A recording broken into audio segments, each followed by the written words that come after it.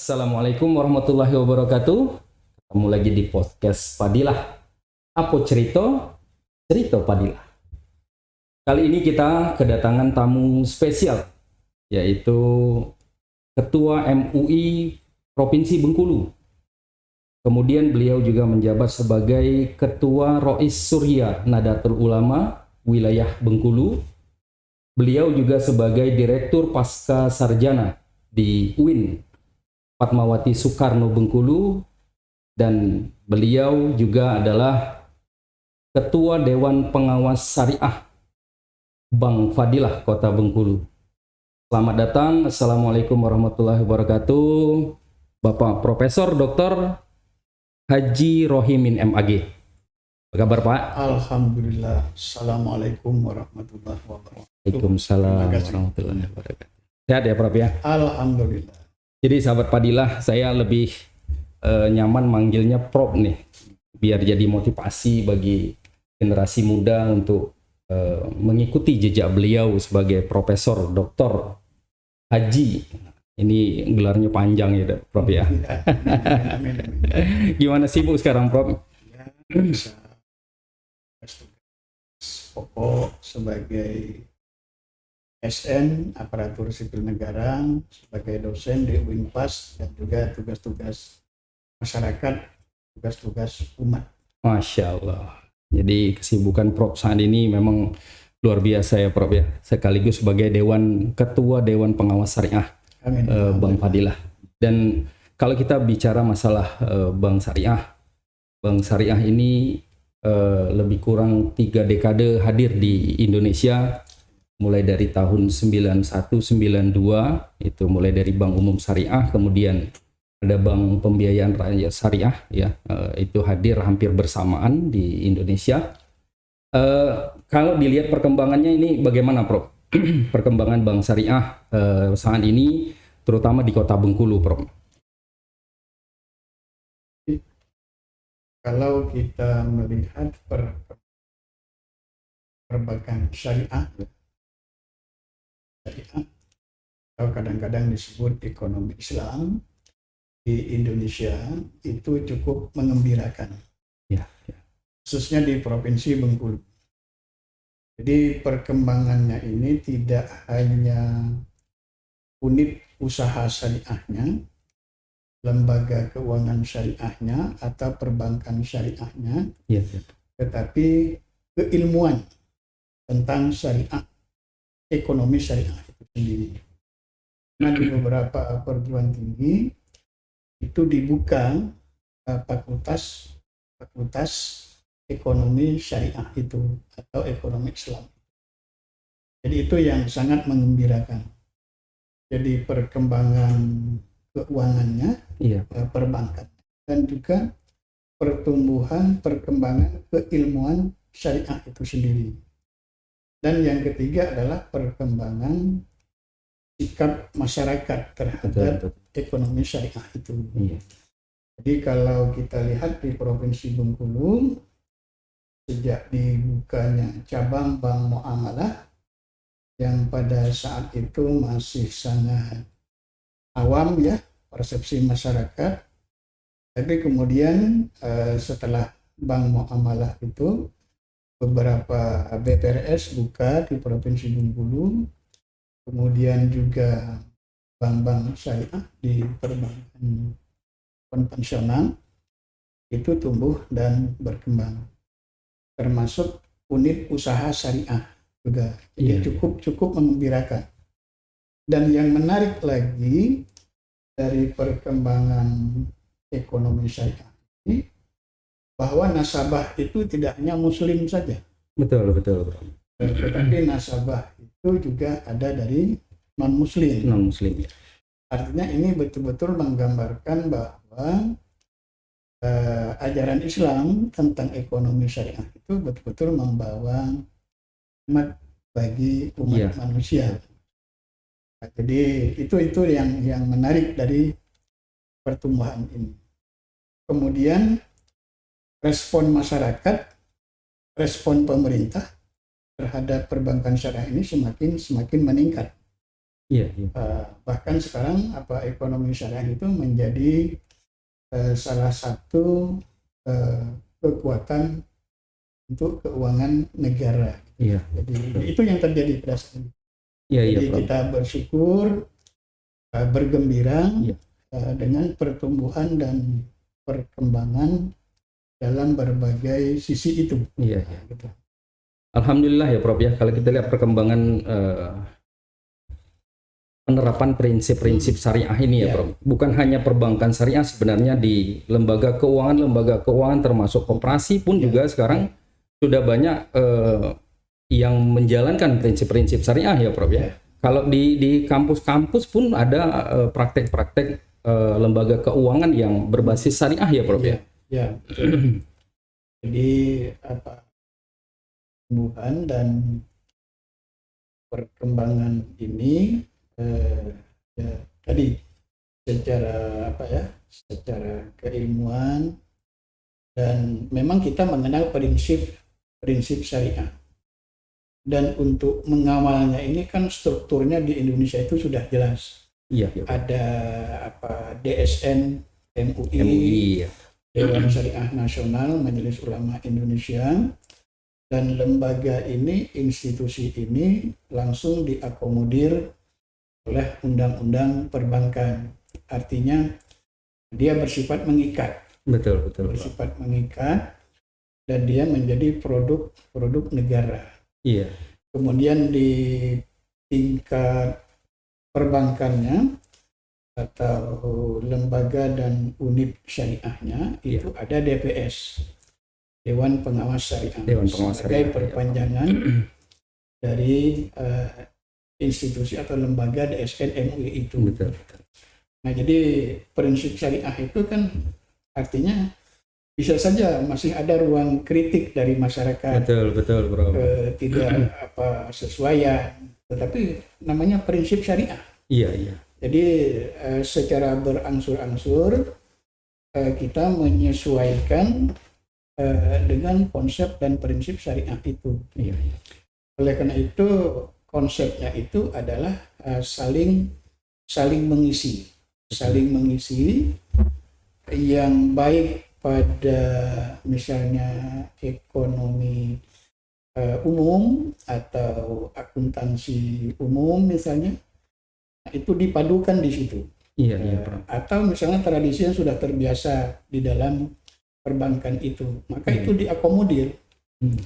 Oleh karena itu di Dewan Syariah Nasional itu untuk menentukan satu produk itu menghadirkan para pakar, pakar ekonomi, pakar akuntan, kemudian yang terkait dengan ilmu-ilmu ekonomi syariah. Jadi sifatnya itu adalah secara bertahap. Ada regulasi dan ada sikap berangsur-angsurnya. Kalau dalam fikihnya, kaidah usul fikihnya itu ya at-tadrij fit tashrih, berangsur-angsur dalam menetapkan suatu keputusan itu, dan juga di situ mengenal prinsip mensedikitkan beban dan tidak menyulitkan. Gitu. Jadi kaidah yang selalu dipakai di sana, kalau di dalam praktek perbankan itu ada satu tradisi ekonomi yang baik, maka itu diambil juga sebagai konsep dalam ekonomi syariah. Maka dikenal dengan kaidah misalnya ma sabata bil urfi sabata bisyar'i. Kalau tradisi dalam sebuah transaksi itu seperti itu, maka itu juga diakomodir. Misalnya penggunaan materai, kemudian bukti-bukti dalam ekonomi syariah, dalam praktek perekonomi itu diakomodir dalam perjanjian. Jadi tidak dinafikan. Nah, ini yang dimaksud dengan prinsip syariah itu. Intinya alhamdulillah perkembangan Bank Syariah ini luar biasa lah ya Prof ya. Mulai dari tahun 91, 92 sampai dengan saat ini. Ya, Kalau kita lihat share dari aset secara nasional pun pertumbuhannya cukup lumayan ya Prof ya. Walaupun seperti kata Prof tadi berangsur-angsur lah ya Prof ya. Sedikit demi sedikit. Alhamdulillah ya Prof ya. ya, alhamdulillah, khususnya di Provinsi Bengkulu. Khususnya di Kota Bengkulu ya Prof ya. Masyarakat kita, nasabah kita itu masih asing menyebut misalnya mudharabah, Betul Prof. Ya, syirka, kemudian nisbah. Iya. Tapi sekarang itu sudah menjadi bahasa yang sangat familiar, Iya. bahasa apa ya, sudah menjadi bahasa gaul kadang-kadang. Iya, seperti betul, itu. Prof. Jadi nama-nama akad di dalam perbankan syariah itu semakin dekat di telinga masyarakat.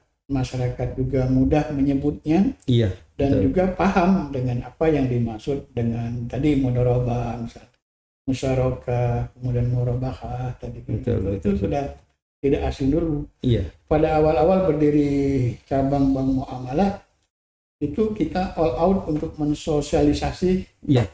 istilah-istilah itu. Betul.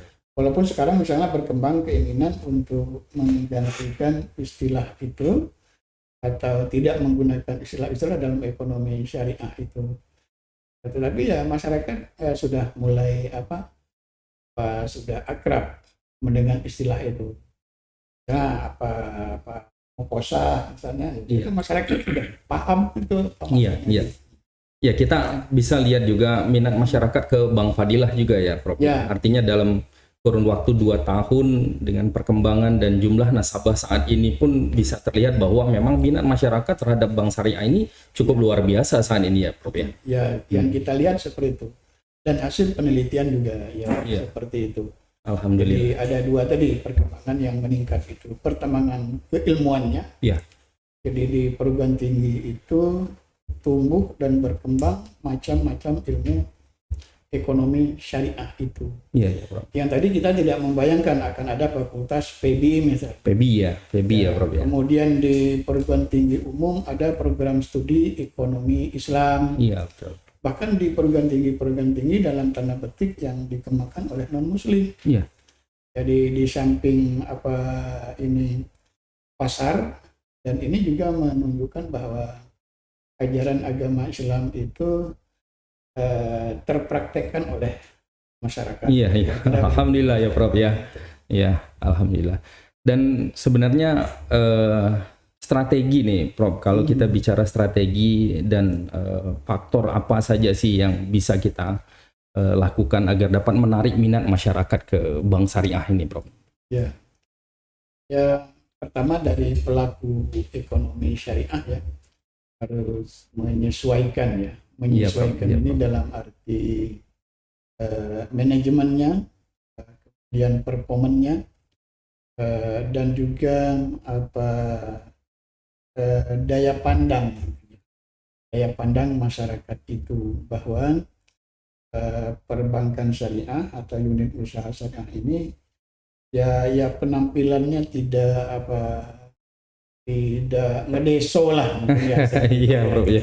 Jadi memang harus performannya harus seperti apa yang dipersepsikan masyarakat orang tentang bank gitu. Betul. Atau unit usaha ekonomi gitu. Mungkin itu yang perlu masalah penyesuaian praktek ekonomi syariahnya itu saya kira bisa berjalan karena kita mengenal ada SOP-nya, kemudian ada fatwa DSN MUI-nya, kemudian ada regulasinya, kemudian ada penyesuaian.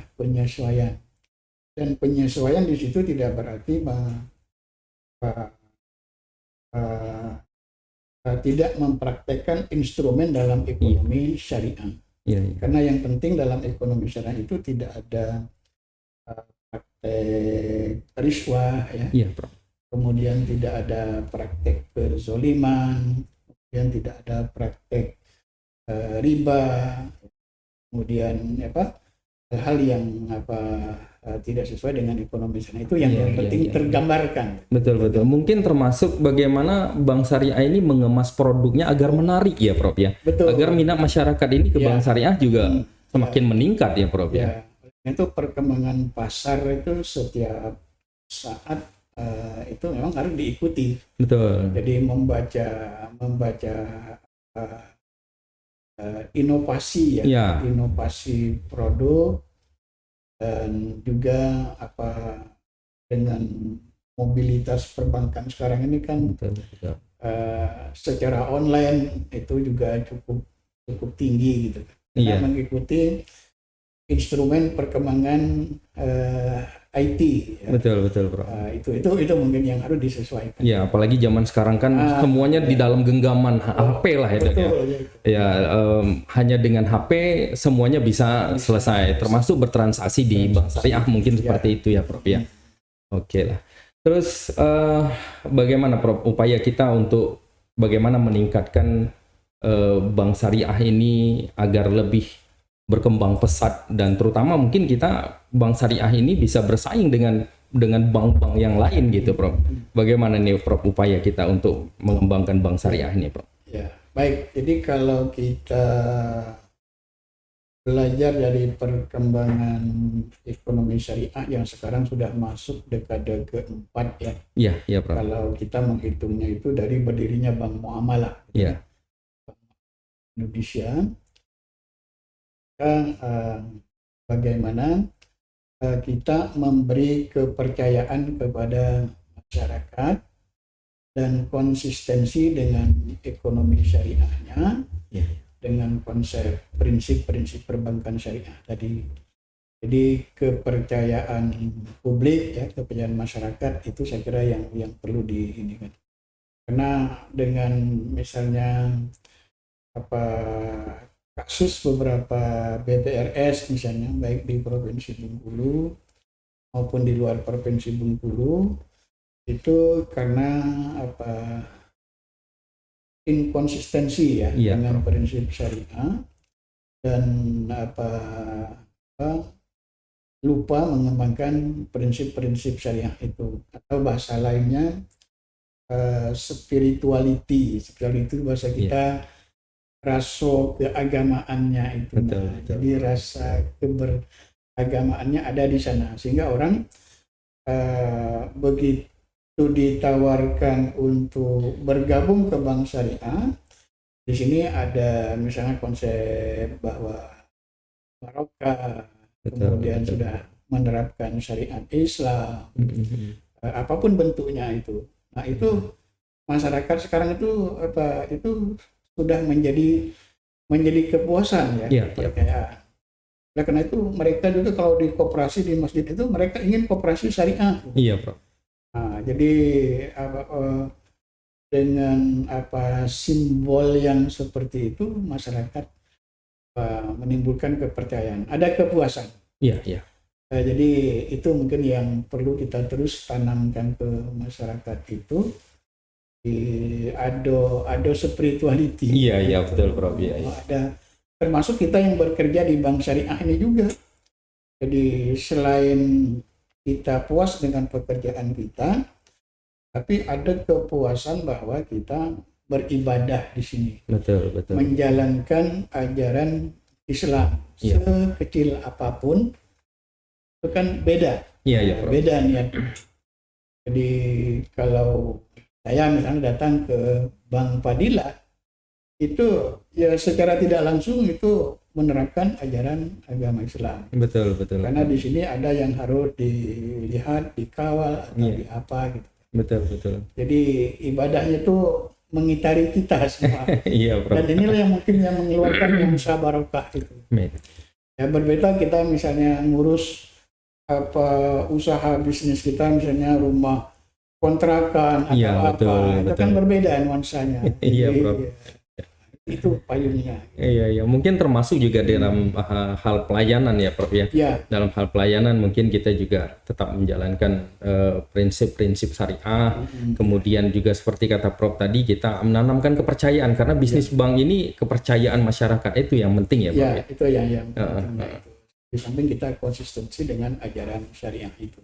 Iya, iya. Karena ketika kita menerapkan satu produk, kemudian kita payungi dengan hasil fatwa DSN Iya. MUI, berarti kan kita sudah menjalankan apa yang dipatwakan oleh Dewan Betul, Syariah betul. Nasional. Iya. Kita berupaya untuk menyesuaikan itu. Masalah itu apakah sudah 100% atau belum 100% itu rahasia Tuhan. Tapi kita yakin gitu. Betul, Karena betul. manusia itu kan dengan keyakinannya bahwa dia sudah melakukan itu. Iya, iya. Masa misalnya fatwa DSN ada di situ ada ayat, ada hadis, ada pendapat ulama. Iya. Nah itu yang kita praktekkan. Betul. Berarti kan kita sudah menebar ajaran agama kita. Iya, iya, Prof. Oleh karena itu inilah mungkin yang menjadi daya tarik nasabah-nasabah non Iya. muslim tadi. Betul, Ya betul. karena mereka merasa ada yang memayunginya. Iya. Mungkin beda mereka menjadi nasabah di bank konvensional dengan di bank syariah. Kira-kira seperti itu. Iya, artinya bank syariah pun tidak hanya untuk agama Islam ya, Prof Betul. ya. Yang non muslim pun boleh. Ayo, mari Betul. silahkan Ayo. ya untuk Karena menjadi agama nasabah. itu ya rahmatan lil alamin. Iya, iya. Dan itu kenyataannya. Betul, betul. Iya, jadi Iya. apakah mereka belajar dari kasus bahwa pada masa krisis kemarin bank-bank syariah itu cukup Iya, iya. punya daya tahan untuk bertahan gitu kan dibanding bank-bank yang lain. Iya, alhamdulillah ya Prof ya. Bank syariah dapat bertahan sampai sekarang dan perkembangannya luar biasa, Prof. Itu yang kita Ya, lihat. oke. Terakhir nih Prof, mungkin pesan Prof terhadap masyarakat Kota Bengkulu khususnya dan seluruh masyarakat Provinsi Bengkulu pada umumnya terkait dengan bagaimana kita ayo bersama-sama untuk ke Bank Syariah, Prof. Mari. Oke, ya. Jadi kita bersyukur ya pemerintah daerah kita khususnya provinsi kabupaten Kota Madya Bengkulu Iya, Prof. yang sudah inisiasi berdirinya Bank Fadilah Bengkulu yang secara otomatis adalah bank pemerintah daerah. Iya. Oleh karena itu sebagai umat Islam ya sebagai warga Provinsi Bengkulu khususnya Kota Bengkulu, ayo kita sama-sama menjadi nasabah Bank Fadilah, insya Allah barokah. Amin, amin ya Rabbal Alamin. Terima kasih Prof. Ya, adik sana, seluruh sahabat Fadilah, apa yang disampaikan oleh Prof tadi, mari menjadi bagian dan menjadi nasabah Bank Fadilah. Semoga kita juga sama-sama mendapatkan manfaat dan dari apa yang nanti kita akan lakukan di Bank Fadilah. Terima kasih sekali lagi Prof. Mudah-mudahan sehat selalu Prof. Amin. Aktivitasnya lancar, murah rezeki. Amin, amin. Ya, sahabat Fadilah sekalian, demikian bincang-bincang kita dengan Dr. Haji Rohimi MAG selaku Ketua Dewan Pengawas Syariah Bank Fadilah. Dan kita akan ketemu lagi di episode yang selanjutnya. Ketemu lagi di podcast Fadilah. Apa cerita Fadilah. Assalamualaikum warahmatullahi wabarakatuh. Waalaikumsalam.